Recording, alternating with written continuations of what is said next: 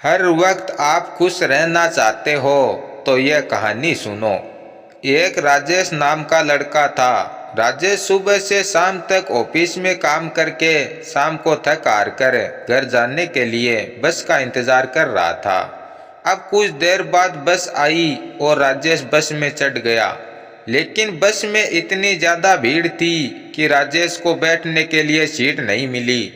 अब राजेश सोचने लगा कि सुबह से थका हारा हूँ और यहाँ बस में भी खड़े होकर ही जाना पड़ रहा है।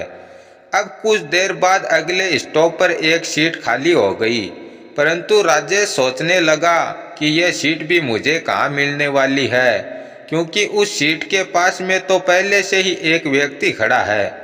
अब कमाल ये हुआ कि उस व्यक्ति ने राजेश को सीट ऑफर कर दी।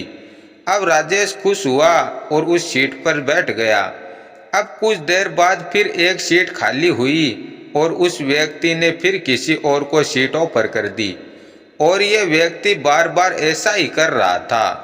अब राजेश उस व्यक्ति को देखकर सोचने लगा कि यह व्यक्ति भी मेरी तरह ही काम से थका हारा लग रहा है, लेकिन ये बार बार सीट ऑफर क्यों कर रहा है, खुद क्यों नहीं बैठ रहा है। अब कुछ देर बाद बस का आखिरी स्टॉप आ गया और सब उतर गए। अब राजेश से रहा नहीं गया और राजेश ने जाकर उस व्यक्ति से पूछा कि भाई साहब, आप बार बार सीट ऑफर क्यों कर रहे थे, आप बैठ क्यों नहीं रहे थे।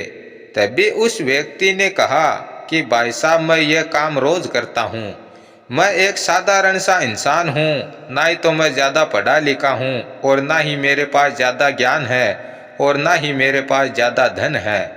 मतलब किसी और को देने के लिए मेरे पास कुछ नहीं है। ऐसे में मैं किसी और को दे सकता हूँ तो वो है कुछ पल की खुशी। इसलिए मैं रोज़ाना बस में यही करता हूँ।